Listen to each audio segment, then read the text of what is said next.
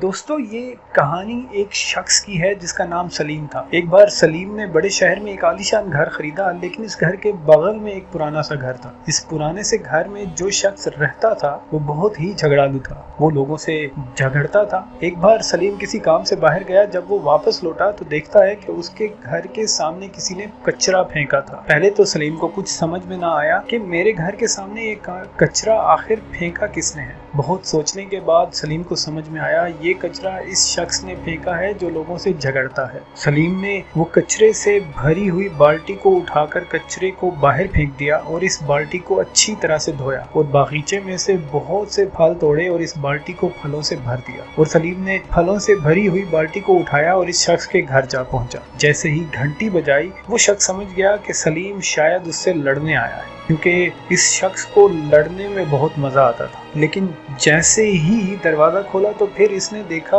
सलीम के हाथ में जो बाल्टी थी वो फलों से भरी हुई थी। ये देखकर वो शख्स समझ ना पाया। वो सलीम से पूछा, मैंने तुम्हारे घर के सामने कचरा फेंका है और तुम मुझे फल देने आए हो? सलीम ने ये बात सुनकर इस शख्स को जवाब दिया, जिस इंसान के पास जो होता है वही इंसान उसको देता है। तुम्हारे पास कचरा था, तुमने मुझे कचरा दिया। मेरे पास फल थे, मैंने तुम्हें फल दिए। फिर वो शख्स बहुत शर्मिंदा हुआ और अपने घर चला गया। दोस्तों इस कहानी से हमें ये सबक मिलता है कि हम अच्छे लोगों के साथ रहेंगे तो फिर हमारे पास अच्छी सोच आएगी, और अगर हम बुरे लोगों के साथ रहेंगे तो फिर हमारे पास बुरी सोच ही आएगी। हमें अच्छे लोगों के साथ रहना चाहिए। अपना ख्याल रखिए, दुआओं में याद रखिए और हमारे चैनल कहानी गो को ज़रूर सब्सक्राइब कीजिए।